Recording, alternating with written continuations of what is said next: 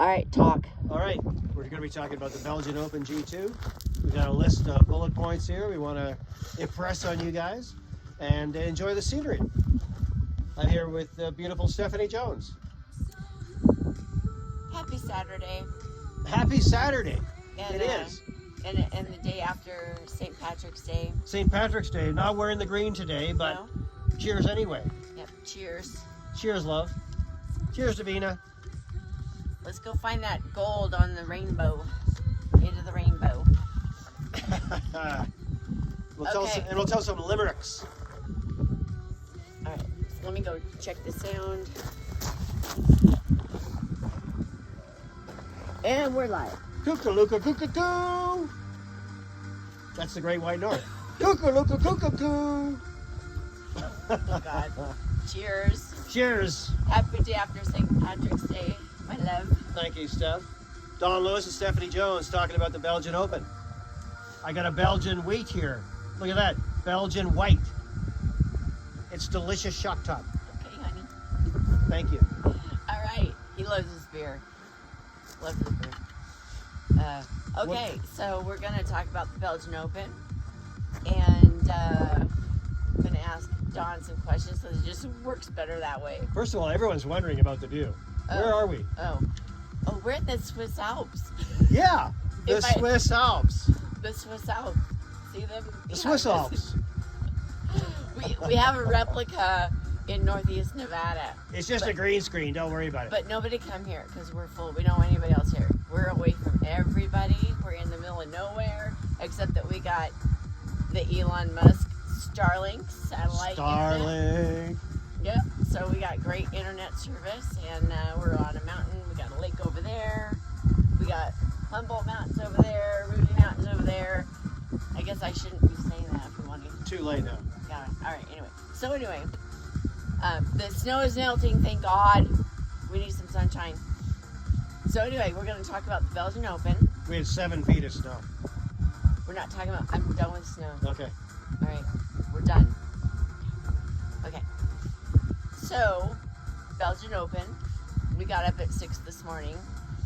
I had to get his ass up because he was sleepy. I did. I was reluctant to get up. I said I'd get up at 5, but no, did not. Anyway, so is this the biggest pre-world event other than the... Yeah, the February and March were the big G2 season for World TaeKwonDo. It's the opportunity for everyone in the world to get points, and a lot of countries took advantage of it. Not the United States of America. Or China. And China took advantage of it. They went to a bunch of European events. But Korea came to Canada and the I'm U.S. thinking Korea. They didn't really come. Yeah, Korea came to Canada and the U.S. and they snuck one into Belgium. We barely even noticed him. We'll talk about him a little bit. There's only one Korean. One Korean. Yeah. And of course, what did he do? Gold. Anyway, yeah, the Belgian Open was 50% bigger than the U.S. Open. I believe around 669 seniors. And all we're talking about are the professional athletes, the seniors, because that's what we focus on. Congratulations to all the juniors and maybe the cadets. But, you know, when you get to seniors, we'll talk about you guys too. Yeah, So, yeah, Belgian Open was a big deal. We're going to be, you know, tracking the prevalent juniors. Yeah, and they used KP&P, which we heard early on. In fact, I got a message while I was asleep that KP&P was not performing well for Mr. Toby Oliver. But by the time we got up, it seems to be doing okay. Well, the test kicks were fine, but there was a lot of disconnects from what we saw and what we heard. Yeah, a couple rings. I think it was ring 7 in particular that was way behind the other rings. Still didn't compare to Dado. No, there's no comparison. Dado, there's like many disconnects during a match, and the test kicks they're constantly swapping out transmitters. Yeah, we posted that about the Bulgarian versus U.S. Open, and there's no comparison whatsoever. And even when KP&P goes bad, like apparently this was not a good tournament. Well, they had 12 rings too. 12 rings. So, and they did it all in one day. One day. It's almost the size of Worlds. They did it in one day. Yeah. Not a week. Not a week like in Guadalajara. Okay, enough of that. What else we got on the agenda? What are we going to talk about? All right, so let's talk about the Tops team because very impressive. I'm I'm sorry. I'm just so excited about them. They're just so good. They were exciting young guys. They did and so girls. great. Yeah. Yeah. Well, one girl we saw today. There'll be another one tomorrow. We saw Kenneth Buenavides. Yeah. He did great. What was he in? He was in minus 63. Okay. And let me check that. Yeah. And while you're looking that up, we also watched the matches with Aiden Bevel in minus 74. He did great. Michael Rodriguez in also in minus 68, along with Isaiah Young, junior champion, won the U.S. Open and the Dutch Open juniors. And his second match, he won his first match. Second match, he lost to the #1 seed, who ended up winning the silver medal. So he looked natural, looked good, looked like he was in place, like he deserved to be there. So looks like a bright future for Mr. Young. Well, Kenneth won his first match against France. Yes, I believe. Yeah. Is he the fellow that injured the Spanish guy? Yeah, and then his second match, he injured Spain. Yeah, the guy was blocking with his left hand. Yep. And I think he broke his hand. One of his fingers apparently got turned around. That's not pretty. So you know that I hate to see people injured, but you know, you voluntarily you sign the waivers, you walk in the ring, and that's, you know, sometimes like with Dado, you got to gamjong him out, injure him out, or punch him out. You know, when the gear isn't working. Yeah. And but you know, it's all you know, it's your choice to walk in that. Once you step in that ring, that is you are as an adult, you're available to be injured. The waiver includes death. Yeah, it's but this is not according to WT, it's not a combative. No, it's but the neither, waivers say, you know, death. Yeah, it's neither an endurance or a power sport either. But they say that, but then the waivers contradict it. So you know, take that to the legal team. Yeah, the non-endurance athletes gas out. But yeah. Kenneth did very well. Yeah, we didn't see his last fight. We'll go back and watch it. Yeah, apparently, he went down 2 rounds to 1 in the quarterfinals, I believe it was. So we'll check that out and report back on that. 7.5 hours. 7.5 hours of Taekwondo, and we just scratched the surface. Yeah, there's 12 rings. There's so much to catch up on. So, but the USA Tops team, they did fantastic. Yeah. Montana Miller, she won her first match. Yep. And looked decent against the Chinese girl. She did very well. Very well. Aiden Bevel, he did fantastic. Yeah, you look good. He looked really good. He won his first match. He fought Azerbaijan the second match. Yep. I thought he had him. That close. He was so close. This kid is going places, I'm telling you.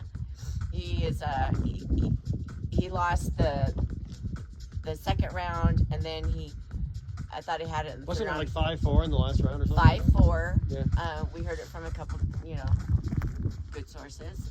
And but YouTube froze up, so we posted some video of his fight with Azerbaijan, who's ranked number 10 in the world. I'm telling you, he fought very well. I was very impressed with him. Okay. We also had. I think we talked about most of them. I think we did. Yeah. We got to talk about Kayla Morales. Well, she's not a tops athlete. I'm talking about her because it's personal. Okay, let's not go too far. I'm going there. All right. So you know, she's 23 now. She went to Worlds in 2019, and our daughter was supposed to go to Worlds. Our daughter had the points. We went through mediation with USA arbitration, and we lost $5,000 later. Anyway, so Kayla went, didn't do well. Summer fought her and Kayla's father, Bobby Morales, owns Knockout. And so you do not have to be with the USAT Academy or with Tops. That helps with the funding. You know, we funded our daughter to compete internationally, unaffiliated. That's how, and Don coached her in the ring. Yeah, so Kayla fought at this event, and she lost her first match with France, I believe it was. I forget. But yeah, it's kind of. She's making a comeback tour. I think she's trying to. Yeah, I think she's gone to Costa Rica, Canada, the U.S. Open, and now this. So that's a big deal. That's a big investment for either their business or their family. And congratulations for them for making that effort. That's great. You're so positive. I'm the negative one. But anyway, so we can't forget about Kayla. Is there anybody else? That's it. Okay. No more Americans. Oh, Isaiah Young. I talked about him while you were looking stuff up. Okay. All right. So anyway, kudos to the Tops team. I'm so impressed what they're doing. You guys are developing a great group of young athletes, and it's really amazing what they're doing. Okay, what else we got here? So you want to talk about Uzbekistan? Yeah, Uzbekistan and Kazakhstan. The stands. Yep. The stands did really well. Together they won 5 golds and a bunch of other medals. 3 golds in a row in the middleweights for men, just like they did last week in the Dutch Open. So Uzbekistan is now the team to beat in men's World TaeKwonDo, as far as I'm concerned. They did well against the Chinese. We haven't seen them against the main Korean guys yet, so it's really Korea and Uzbekistan that we have to watch out for at Worlds. And it's amazing. They had a Olympic champion, UZBECKS, who fights normally in -68. He went up to -74 this week and won gold. Last week in the Dutch Open, he bowed out to a fellow Uzbek. This week they turned it around, and UZBECKS went on, and the other guy bowed out. And both of them won golds in the 2 events. So all those middleweight classes, 63, 68, 74, 80, 87, they do great. And the women are impressive too. The Kazakhs don't know as much about, but they're making a splash. China dominated completely the Dutch Open, and they just won a couple golds here at the Belgian Open, which is much bigger, much more competition, a little bit more elite. And so China, learned some stuff. China had a couple girls who I've never heard of. One of them beat Jay Jongs pretty soundly, and another one almost beat Lauren Williams. Lauren just escaped barely in that match. Oh, now we're getting into the Great Britain. Yeah, we're talking about Great Britain a little bit. Lauren's match. What do you have to say about Lauren Williams' match? Oh my God, that referee stole the match from Lauren. It was completely in the quarterfinal. In the quarterfinal, and the time was up, and they gave her a gamjong and took a point away from her. They tried to protest it. Yeah. She was up 10-9. She won. Yeah. She won the freaking match. Yeah. And one of these, I don't know why they wear these tight white pants. They are super tight. They're tight white What's pants. What's the deal? And everybody looks really bad in them. What color should they wear? Like dark or color, like black or red or brown, or no, anything but white. Or navy blue would be good. Or anything but white. And they're wearing these like tight white pants that too much detail. I'm sorry, the men or the women don't look good in them at all. It's like distracting. Yeah. So that referee had to have been taken out to dinner. There were 2 seconds left. Been given some. He said, go something. And the Chinese girl, Mengyu Zhang, I believe it was, goes at Lauren Williams with 2 seconds to go, and they go bang, bang, bang, bang, bang, legs and arms flying, and it ends. And then the Lauren's clock, up. It the says clock 9, immediately 9, starts counting down like it always does after the match. Like after the match. 59, 58, 57, and at that point, the referee, slowly goes, oh, I thought he was calling the match, but no. He was doing this. He was giving Lauren a gamjong. 2 or 3 seconds after the match is over, he turns to Lauren and calls her gamjong for blocking. Yeah, with her knee after the match is over. And they let it go. They let it stand. Oh, that was the most upsetting thing. I'm still upset about that. Yeah, no, that wasn't fair. Because I don't, it's corruptness. Well, I'm sorry. At the very least, the referee's inserting himself into the match. Yeah, he called the match. I believe something like this happened at the Super Bowl, and who cares about the Super Bowl? This is more important, right?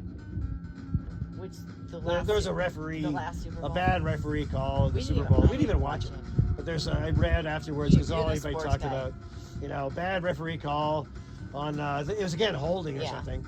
A quarterback held a wide receiver and he threw the flag, and because he was touching it. And so Lauren put up her leg like this to block, and you're supposed to put up your leg like this, it's blocking, but no, she was doing this and, leg fighting, and they called it for blocking. Nobody calls that at the end of the After match. the time was up, Nobody calls that. it was crazy. So it was a thrown. In my opinion, my humble opinion, this ref was bought off and paid for by China and threw Yeah. the fight. We don't know that, but it sure looks like it. I said my opinion. Yeah, I know. But based on the data and what I saw visually, that is my opinion. Okay. It's very suspicious.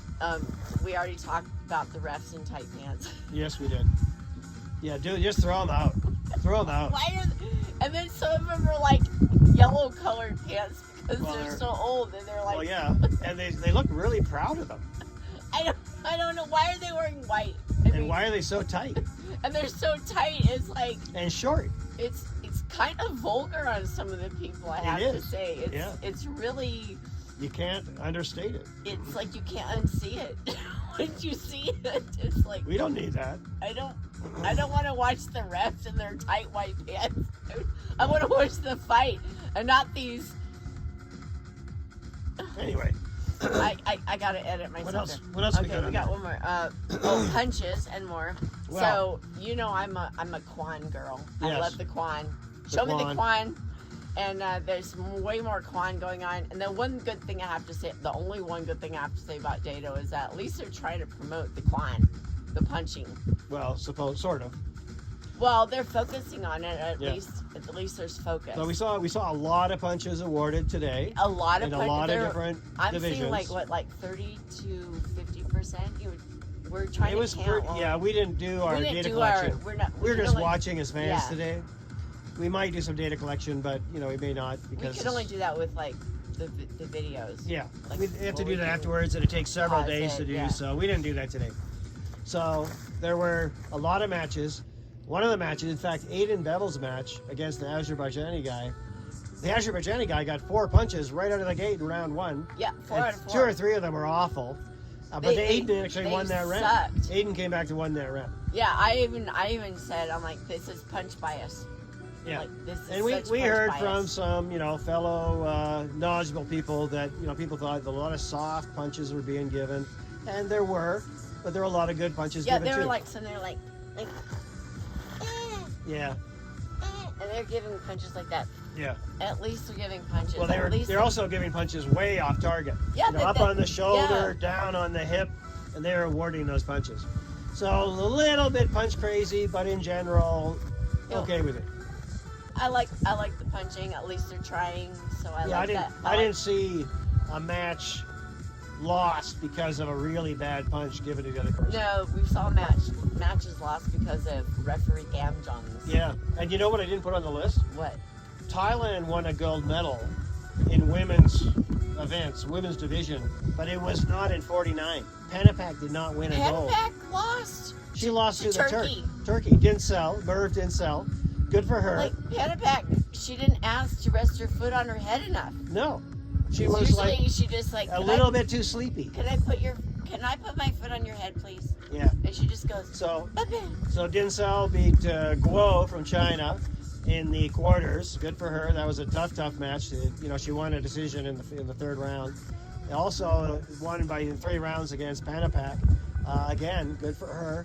And then she beat Cerezo Iglesias in the final. So Merv Dinsel really put herself on the map. She already was, ranked number 2 or 3 in the world anyway. But she beat the top people that were there. And the only top person who wasn't there is Danielle Souza, and we're not going to talk about her. Wow. Leslie Soltero was there from Mexico. She got a bronze, so good for her. Not many other Mexicans were there. We've talked about That's every right. single American. There wasn't a lot of Koreans. I don't think there's any Or Canadians. Mexico people. And, Athletes. a lot of Europeans, but it's a changing of the guard. Here come the UZBECKS. I think you're on it. And tops. Yeah. Here come the tops. Okay. Tops too. Right. I wonder if there could be a. I don't know. Should there be a competition between tops and the academy at some point? They're gonna. They naturally do anyway at events. Yeah. Yeah. There's probably a scorecard somebody's keeping about that, but we're not that. Nobody's keeping a scorecard except us, honey. Okay. Like I don't think the academy is I don't know. It seems like points aren't being Important. analyzed. Points aren't important. I don't know what's going on. I don't feel either. like if you're managing. And we're not talking about the athletes and coaches. We're talking about the I'm administration. talking about points, yes, administration. 'Cause Why aren't they funding? I love Paul and Gareth. Paul and Gareth are great guys. We love them. They work so freaking hard. They're emaciated. They work so hard. Oh my God! I told Paul that, and you gave me hell for that. Well, they work too hard.